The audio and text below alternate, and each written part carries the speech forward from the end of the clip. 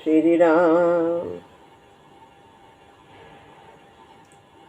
गुरुर्ब्रह्मा गुरुर्विष्णु गुरुर्देव महेश्वरः गुरु साक्षात् परब्रह्म तस्मै श्री गुरुवे नमः।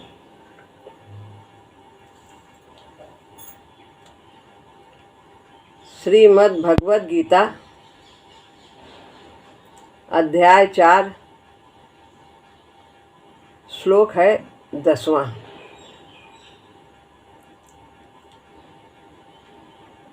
इस श्लोक में भगवान इस मार्ग का, इसकी उपयोगिता का प्रमाण देते हैं। ये जो मार्ग तीसरे अध्याय में बताया कि मयि सर्वाणि कर्माणि सन्न्यस्य अध्यात्म चेतसा निराशी निर्ममो भूत्वा युद्धस्य विगत ज्वरः। तो सभी कर्म मेरे अर्पण कर, मेरे में ध्यान लगा, तो अपनी चेतना का निग्रह करके इस प्रकार मेरे आश्रित हुआ तो कर्म कर। तो इस मार्ग की उपयोगिता क्या है इस श्लोक में बतलाते हैं। 10वां श्लोक है। वीतराग भय क्रोध मनमया मामुपाश्रितः बहवो ज्ञान तपसा पूता मद्भावमागतः।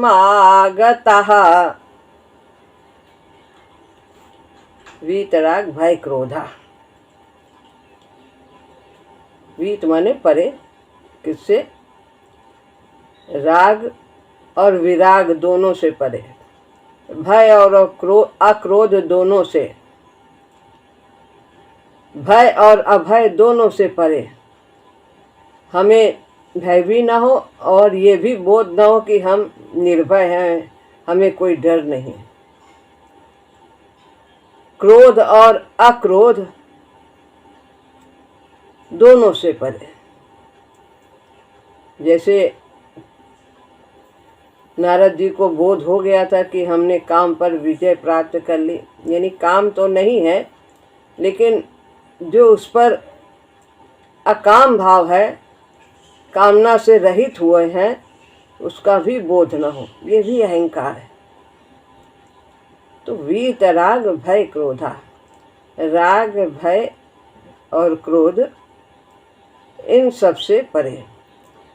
राग भय तथा क्रोध से परे हुए, अनन्य हुए, मन मय हुए। अनन्य भाव, कोई दूसरा भाव ना हो, एक प्रभु का ही भाव रहे। मेरे आश्रित हुए, एक उन्हीं का सहारा है। ज्ञान रूपी तप से पवित्र हुए बहुत लोग मेरे भाव को प्राप्त कर गए हैं, यानी मुझे प्राप्त कर चुके हैं। ये आज की बात नहीं है, ये बहुत समय से यह मार्ग पर लोग चल रहे हैं। उन्होंने पहले भी कहा कि मैंने इसे सूर्य को कहा, सूर्य ने अपने पुत्र को कहा, पुत्र उनके पुत्र ने इक्ष्वाकु से कहा। इस तरह अनेक राजाओं तक ये गया। तो ये कोई आज का नहीं है। बहुत लोग मेरे भाव को प्राप्त कर चुके हैं, पवित्र होकर इस मार्ग पर चलकर। मद भाव मागतः, मेरे भाव को प्राप्त हुए हैं, यानी भगवान को प्राप्त हुए हैं, मुझे प्राप्त हुए हैं। जैसे कि ऊपर इसके पहले श्लोक में बताया कि वे जिन्होंने जिस भाव से भक्ति की, वे उसी भाव को प्राप्त हुए हैं। कोई सालोक्य, सायुज्य, सारूप्य, सामीप्य, ये अनेक प्रकार की भक्ति हैं जो जिस भाव से करता है प्रभु से वही स्थान प्रदान करते हैं, और इनमें कोई भेद नहीं है। चाहे भगवान के समीप रहे, चाहे उन्हीं के रूप में रहे, चाहे उनसे युद्ध हो जाए, जुड़ जाए, उनमें समा जाए, चाहे उनके लोक में निवास करें, सब एक ही बात। मेरे भाव को प्राप्त हुए हैं, अर्थात प्रभु के भाव को प्राप्त हुए हैं, उनसे मिल गए हैं, परमात्मा से एक हो गए हैं, तद्रूप हो गए हैं, तद्रूप उन्हीं के रूप में हो गए। इस रास्ते पर चल करके उनमें और प्रभु में कोई भेद नहीं रह गया, संत भगवंत हो जाते हैं। उन्हीं की शक्ति कार्य करती है। किसकी? प्रभु की शक्ति उनमें कार्य करती है।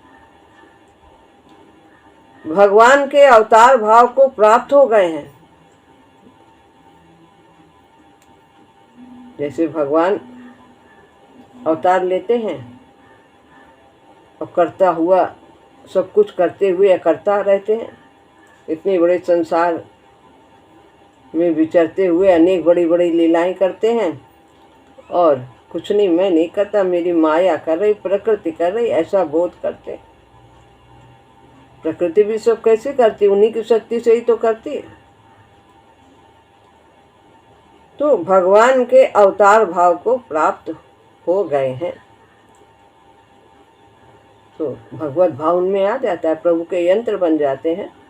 यह प्रभु प्राप्त ही तो है। तो उनके संकल्प में बल हो जाता है। सामान्य व्यक्ति संकल्प करता है तो उसे जरूरी नहीं कि वो पूरा कर सके, लेकिन जो प्रभु से युक्त हो जाते हैं उनके संकल्प को तोड़ने की शक्ति प्रकृति के किसी भी तत्व में नहीं होती, जिसकी ऊपर चर्चा हुई थी इसके पहले श्लोक में। कौन लोग? तत्व ज्ञानी। बहवो ज्ञान तपसा पूता। बहुत से लोग, बहवो माने बहुत से लोग जो ज्ञान के तप के द्वारा पवित्र हुए हैं। ज्ञान तप है। ज्ञान यहाँ कौन सा ज्ञान? परमात्मा को जानने का, यानी परमात्मा को तत्व से जानने का, तत्व से दर्शन करने का ज्ञान ही वास्तव में ज्ञान है। पोथी पत्रा शास्त्र बहुत याद कर लिया, बहुत कलाएं सीख ली, ये सब ज्ञान नहीं। भगवान को जानना ही वास्तव में ज्ञान है, और जो ऐसा जानता है वही तत्वदर्शी तत्वज्ञ पुरुष कहलाता है। तत्व को जानने वाला एक ही तत्व है सारे संसार में, उसके सिवा कुछ है ही नहीं। कौन सा ज्ञान? पिछले श्लोक में इसका उत्तर है प्रभु के दिव्य जन्म और कर्म का तात्विक ज्ञान। दिव्य जन्म का ज्ञान कि प्रभु अलौकिक हैं, वे अजन्मा होते हुए भी प्रकट होते हैं, अवतार लेते हैं जब आवश्यकता होती है। कैसी आवश्यकता होती है? उनके कर्म क्या होते हैं, किस लिए अवतार लेते हैं? दुष्टों का संहार करने के लिए और धर्म की स्थापना करने के लिए। 7वें-8वें श्लोक में बताया। उसी के प्रभाव का वर्णन हो रहा है इस श्लोक में। तो बताया प्रभु के दिव्य जन्म और कर्म का तात्विक ज्ञान जान जाते हैं कि प्रकृति को अधीन करके प्रभु जन्म लेते हैं। प्रकृति की अधीनता स्वीकार करके नहीं, वो प्रकृति के गुलाम नहीं होते, प्रकृति के स्वामी रहते हैं। संत भी प्रकृति का स्वामी होता है। स्वभाव यानी जो प्रकृति है उसका स्वामी, मन बुद्धि इंद्रियां इन सब का स्वामी रहता है, इनका दास नहीं रहता है। और ये सभी उनकी आज्ञा का पालन करते हैं, प्रभु की प्राप्ति में सहयोग देते हैं, सभी प्रभु पथगामी होते हैं। तो ये जो प्रकृति है हमारी, जो इंद्रियों के माध्यम से कार्य करती है, वो सब हमारे दासी हैं, हम उनके स्वामी हैं, आत्मा के। आत्मा जो है उसके ये सब दास हैं, ये सेवक हैं। तो भगवान प्रकृति को अधीन करके जन्म लेते हैं और कर्म भी उनके अकर्म होते हैं। वे स्वयं कुछ नहीं करते, सब कुछ उनकी प्रकृति करती है, उनकी अधीनता को स्वीकार करते हुए। वो ज्ञान तप है, तप तप कहलाता है। ज्ञान कैसे होता है? ऐसे नहीं हो जाता है, मन को निर्मल करने से होता है। और मन निर्मल करने में जो पुरुषार्थ लगता है, उसको साधना होता है इंद्रियों को, वो हमारा तप होता है। जैसे कि सोना को निर्मल करने के लिए, उसके खोट को निकालने के लिए उसे पहले आग में तपना होता है, तब वो असली सोना बनता है, उसमें चमक आती है।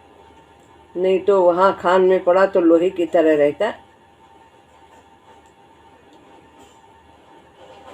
सोना तप कर मैल को खोता है।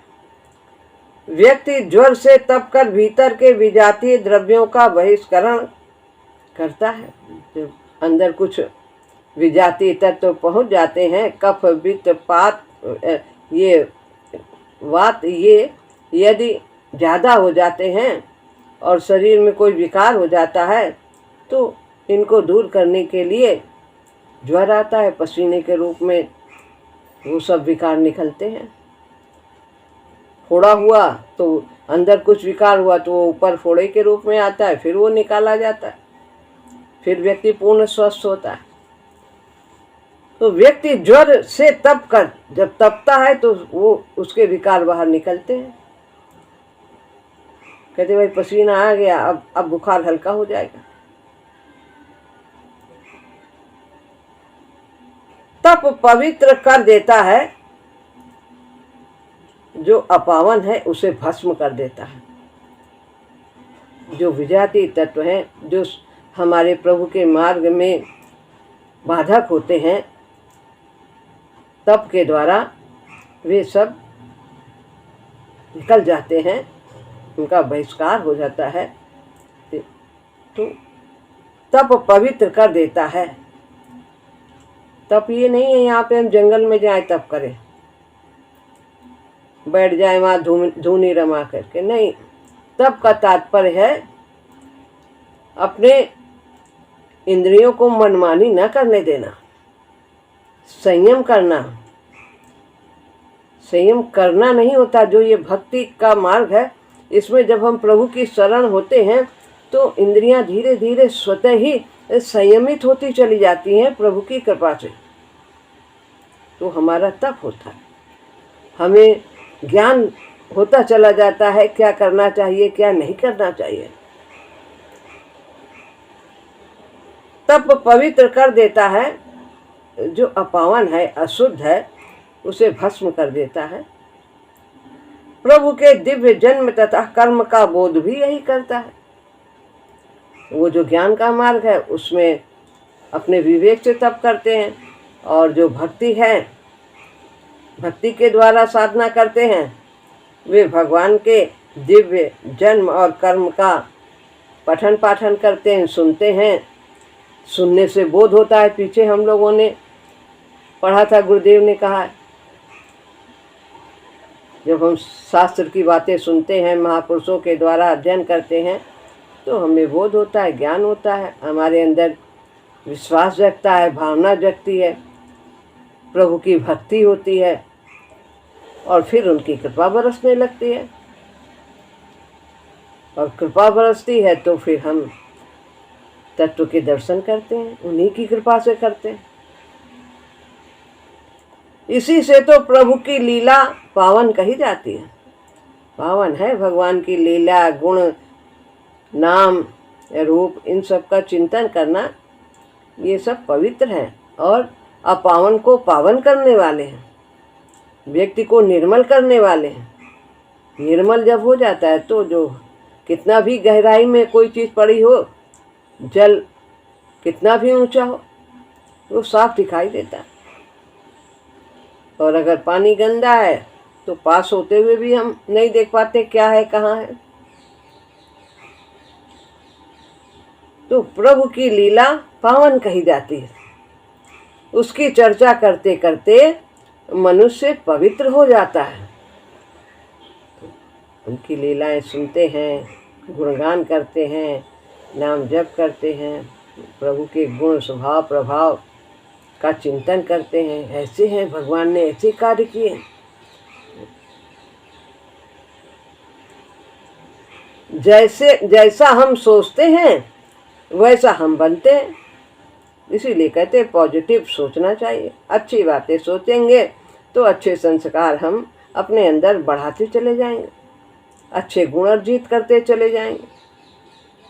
जैसा हम सोचते हैं वैसा हम बनते हैं। फिर हम उसी प्रकार से क्रियाशील होते हैं। हम सोचते हैं हम धनवान बन जाएं, हम बलवान बन जाएं, हम बुद्धिमान बन जाएं, हम प्रभु के भक्त बन जाएं। तो जैसा हम सोचते हैं उसी प्रकार से हमारे शरीर में क्रिया होने लगती है।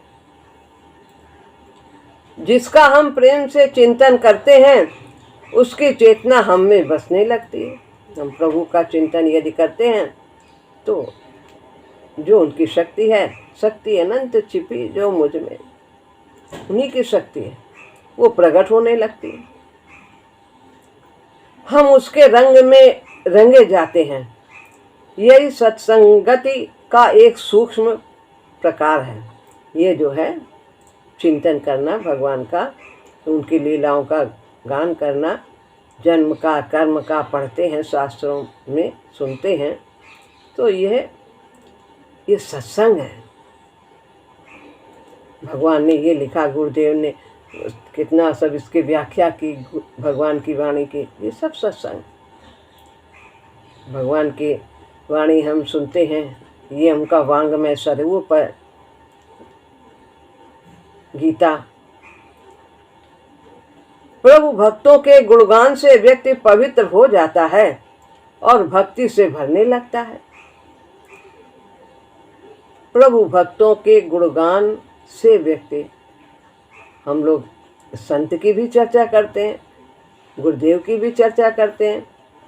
गुरुदेव ने हमारे लिए क्या क्या किया, उनके अनंत उपकार हैं, उन्होंने हमें अपना बनाया है, उनकी क्या क्या शिक्षाएं हैं।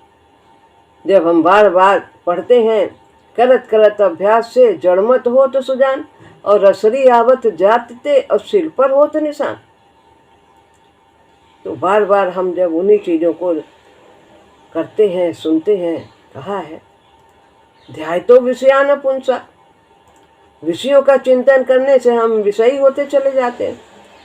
जो चीज़ का चिंतन करेंगे हम वैसे होते चले जाते हैं। भगवान का चिंतन करेंगे तो हम भगवान जैसे होते चले जाएंगे, उनके गुण हमारे अंदर जो है वो प्रकट होते चले जाएंगे। प्रभु भक्तों के गुणगान से व्यक्ति पवित्र हो जाता है, भक्ति से भरने लगता है। प्रभु का गुणगान लीला गान तो प्रभु का ही ठहरा। जब संत के चरित्र पढ़ने से हमारे अंदर भक्ति जागृत होती है, फिर प्रभु के लीलाओं का गुणगान करेंगे तो क्या नहीं होगा। यद्यपि संत और भगवंत एक होते, तो प्रभु का ही ठहरा, उनका पढ़ेंगे। योग दर्शन कहता है वीत राग विषयम व चित्तम समाधि सिद्ध का एक उपाय है। योग दर्शन में भी लिखा है कि राग भय और क्रोध से रहित होने पर ये हमें समाधि की अवस्था प्राप्त होती है। वीत राग विषयम, विषयों से वैराग्य होने पर चित्त में समाधि की अवस्था आ जाती है, चित्त शांत हो जाता है। वीत राग व्यक्ति में चित्त को लगा देता है। यदि वीत राग के चिंतन से विक्षेप तथा मल दूर हो जाते हैं तो प्रभु के जन्म कर्म के चिंतन से क्यों नहीं होगा। जब हम राग द्वेष से रहित हो जाते हैं तो हम तत्वज्ञ हो जाते हैं। तो फिर भगवान के जन्म कर्म के बारे में यदि हम पढ़ेंगे सुनेंगे तो हमारे मल कैसे नहीं दूर होंगे, जरूर दूर होंगे। और जन्म तथा कर्म का रहस्य बुद्धि से थोड़ा ही जाना जाता है।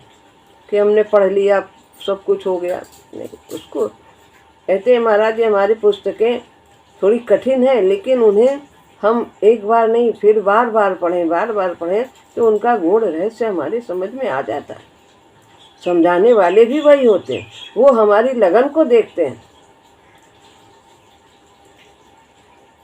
जन्म कर्म का गान करना होता है, मनन करना होता है, प्रभु के प्रति भाव जागृत करना होता है। खाली बुद्धि से ही काम नहीं है, उसको मनन करना है।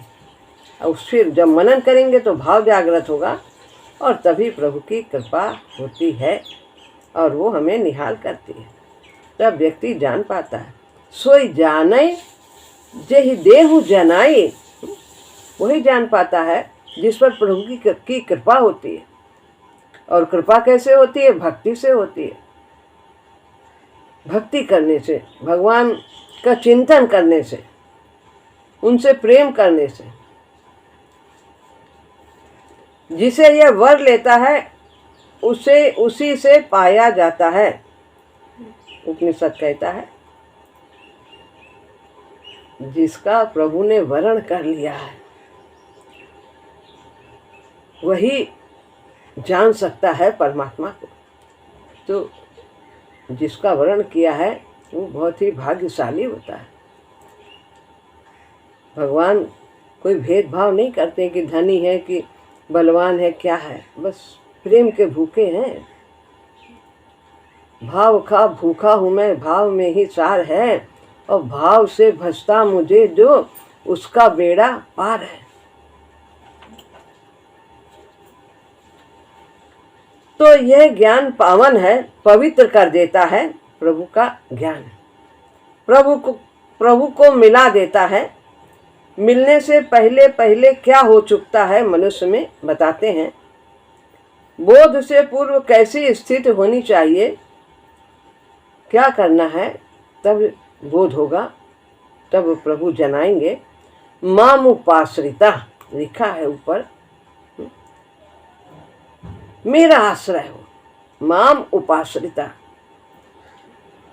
मेरी पूरी तरह से आश्रित हुए लोगों को ही बोध होता है, जो एक परमात्मा का ही सहारा लेते हैं। अपने न ज्ञान का, न बल का, न कर्म का कि हमने बहुत बड़े बड़े कर्म किए, भजन किया, सत्संग किया, जाप किया, कुछ नहीं किया। जो कुछ किया है वो उसकी कृपा से हुआ, उसने कराया है, उसी की शक्ति से हुआ। मैंने कुछ नहीं किया। मुझे किसी भी बल का, कोई भी मान्यता का, धारणा का, उसके सहारे हम परमात्मा को नहीं पा सकते। एक उसी के कृपा से ही उसको पाया जा सकता है। नष्टो मोहा स्मृतिर्लब्धा तत्व प्रसादान में अच्युत। आपकी कृपा प्रसाद से ही नष्ट होता है। क्या होता है? मोह। अर्जुन कहते हैं तब मेरा नष्ट हुआ है, ये मोह जो है आपकी कृपा से ही नष्ट हुआ। ये सुन करके जो आपने बोला, ये सुना है, इससे नहीं हुआ, आपकी कृपा से हुआ है। समीप से पूरी तरह से मेरे पर ही निर्भर हो जाते हैं वे लोग जो तत्व का बोध प्राप्त करते हैं। जितना जितना हम प्रभु के जन्म कर्म का मनन करते हैं उतनी उतनी स्वतः ही निर्भरता आती है। यह मार्ग है प्रभु प्राप्ति का। ये भी मार्ग, कितने मार्ग बताए हैं, कोई एक मार्ग भी यदि हम अपना लेते हैं तो हमारा कल्याण हो जाता है। वही एक सहारा, सभी सहारों का सहारा, अपना निधि, अपना परम हेतु।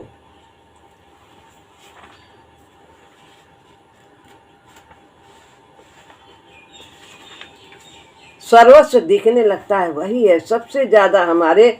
यदि अपने हैं कोई तो वो प्रभु ही है हमारे। प्रहलाद का देखा, ऐसे कैसी भक्ति, शिरोमण है, भक्त शिरोमण। तो अनेक संत हुए, ध्रुव भी भगवान पर आश्रित थे। पहले कामना थी, बच्चे थे, लेकिन आए तो कैसे भी आया, प्रभु की शरण आया। प्रभु तो फिर कामना स्वतः ही समाप्त कर देते। वही सर्वस्व है। अतः उस पर व्यक्ति अपने को छोड़ता चला जाता है, पूर्ण निर्भरता आ जाती है। फिर है मनमया। पहली बात माम उपाश्रिता, दूसरी बात बताते हैं मनमया। प्रभु मैं हुए हुए, ये बोध के पहले की स्थिति है। प्रभु पर आश्रित और भगवान में अपने मन को दे देना, जिनमें प्रभु के सिवाय और कुछ नहीं रहा, जो पूरी तरह से खाली हो गए हैं, जिनके भीतर वह बसने लगा है। हर कर्म में, हर चिंतन में बस एक वही है, बस वही है, उसी की शक्ति है, उसी का भाव है। ऐसे रंगे जाते हैं उसके रंग में कि दूसरा रंग ही नहीं रह जाता है, कोई और कामना रह ही नहीं जाते। बाकी सभी कुछ वासनाएं आदि तो दूर रही, ये आपा भी, अहम भी उसी रंग में लीन हो जाता है। अपना कोई व्यक्तित्व ही नहीं रहता है। मेरे अंदर भी आप हो, कण कण में आप हो, सर्वत्र आप हो, आपके सिवाय कहीं कोई कुछ है ही नहीं, तो उसका अपना व्यक्तित्व ही नहीं रहता है। प्रभु सब कुछ आप ही, अहम भी समाप्त हो जाता है। मैं बहुत बड़ा भक्त हो गया, मेरे अंदर से मैंने काम जीत लिया, मैंने क्रोध जीत लिया, मैंने बहुत तप किया, ये सब भाव कुछ नहीं, वो कुछ है रहता ही नहीं अपना कुछ। करन करावन आप ही, सब कुछ आप ही। जो ऐसे हो गए हैं वो वीत राग भय क्रोधा, राग भय क्रोध से रहित हुए मुझे प्राप्त करते हैं। माम उपाश्रिता और मनमया, दो बातें हैं। मेरे में रंगे हुए पूरी तरह से और मेरे ही आश्रित रहते हैं। राग आसक्ति, प्रभु इतना बस जाते हैं, भीतर की आसक्ति के लिए गुंजाइश ही नहीं होती। कहीं राग नहीं रहता, आसक्ति नहीं रहती है। राग जो है वो अनुराग बन जाता है परमात्मा के प्रति, जो कभी समाप्त नहीं होता। प्रभु का महान आश्रय पाकर उसके इशारे पर चलता है, सभी कोई उसके इंगित पर नाचता है। हुकुम अंदर सब होए, हुकुम अंदर सब कोय, और क्रोध सब कुछ उसकी इच्छा से ही होता है। कहीं ना शक्ति रह जाती है, न राग रह जाता है, सब कुछ परमात्मा के इशारे पर ही वो कार्य करता है, पूर्ण रूप से भगवान का यंत्र बन जाता है। जैसे कि महात्मा ने कहा था, तुलसीदास जी ने, कि मैंने तो नहीं कहा, ये मैंने जो कहा है कि टोडरमल का बहू पुत्रवती हो और उसका पति तो अर्थी पे था, तो मैंने तो नहीं कहा कि जी वो सौभाग्यवती हो, पुत्रवती हो। ये तो उसने इशारा किया है, तभी मेरे द्वारा निकला है, मैं कुछ नहीं जानता। तो प्रभु का ही संकल्प पूरा होता है। जहाँ दृष्टि पड़ती है मालिक दिखता है, क्रोध किस पर करे, किस पे। जब हम दूसरा देखते हैं, मैं अलग, वो अलग है, वो अपना नहीं है, वो दूसरा है, तभी क्रोध आता है। अहंकार पे ठेस लगती है जब, तो क्रोध आता है। तो जब कहीं कोई दूसरा है ही नहीं जिसको हम चाहते हैं, जो हमारा अपना है, सुहृद, वही सब जगह है, तो फिर हम क्रोध किस पर करें। और भीतर इतना कोमल हो चुका होता है कि क्रोध जैसी कठोर वृत्ति जग ही नहीं पाती। संत हृदय नवनीत समाना, और कहा कविन पर कहा ही न जाना, निज परिताप द्रवहि नवनीता, संत द्रवहि पर दुख सुपुनीता। मक्खन के समान कहा है, लेकिन ठीक से कह नहीं पाए सब जो महापुरुषों ने कहा है, किसी ने, जो संतों ने। क्योंकि जो नवनीत है मक्खन, तो उसके ऊपर जब ताप पड़ता है तब वो गर्म होता है, पिघलता है। लेकिन जो संत हैं वो तो दूसरे के दुख से ही पिघल जाते हैं, द्रवित हो जाते हैं। किस प्रकार से कष्ट दूर किया जाए, यही सोचते हैं। अहम ही डूब जाता है तो चोट कौन खाएगा, फुंकारा कौन मारेगा। अहम रहता ही नहीं, अहंकार से रहित होते हैं। सांप ही मर गया तो डंक कौन मार सकता है। क्रोध, डंक तो सांप में ही होता है। जब सांप ही नहीं तो अहंकार ही नहीं है, तो फिर किससे क्रोध करें? अहंकार का बेटा क्रोध, क्रोध का बेटा दुख। तो जब अहंकार नहीं तो उसका बेटा कहाँ से आएगा? क्रोध की संभावना बीत जाती है, ऐसी स्थिति हो जाती है कि इस उपासना के पथ पर चलने वाले की ऐसा कोमल हो जाता है, वो प्रभु को पा जाता है। जैसे प्रभु का स्वभाव कोमल है कि प्रभु ने लात मारी तो भी वो कहते हैं कि आपका कहीं चरणों में चोट तो नहीं लगी, मेरी ये कठोर छाती। ऐसे कोमल संत भी रहते हैं, भक्त रहते हैं। अनेकों इस प्रकार के से तर गए हैं, प्रभु चरणों में समा गए हैं। इस साधना के रास्ते में करनी है प्रभु की लीला का चिंतन, श्रवण और उसका कीर्तन। बाकी सभी कुछ उसकी कृपा से होता चला जाता है। ये भी मार्ग है, अवतार का चिंतन करना, ये प्रभु प्राप्ति का एक मार्ग है। बहुत से लोग इस पर भी चले हैं, तो अनेक मार्ग बताए हैं। जिसको जो सुगम लगे, जो जिसके गुण हैं, उन्हीं के अनुसार वो रास्ता चुनता है। तो जैसा जिसका स्वभाव है, हर प्रकार के स्वभाव वालों के लिए भगवान ने अपनी प्राप्ति का रास्ता बताया।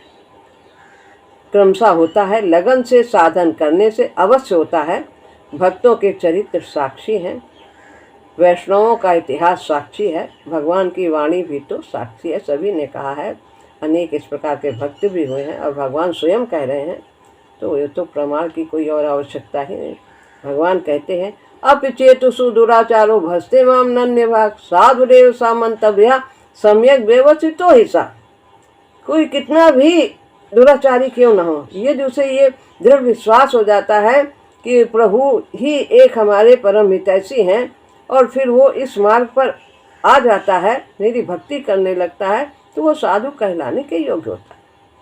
क्षिप्रम भवति धर्मात्मा सत्सत् शांतिम निगच्छति कौन्तेय प्रतिजानी नाम में भक्ता प्रणश्यति। बहुत जल्दी मैं उसे धर्मात्मा बना देता हूँ और वो शाश्वत शाश्वत शांति को प्राप्त करता है। और कौन्तेय प्रतिजानी नाम में भक्ता प्रणश्यति। हे अर्जुन, मैं तुमसे प्रतिज्ञा करता हूँ, सत्य कहता हूँ कि मेरे भक्त का कभी पतन नहीं होता।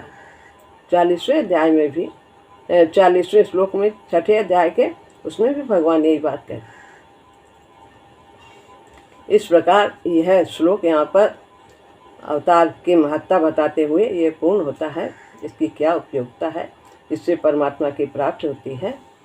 तो इस तरह चिंतन करने से भी हम प्रभु के भक्ति कर सकते हैं, प्राप्त कर सकते हैं, दर्शन प्राप्त।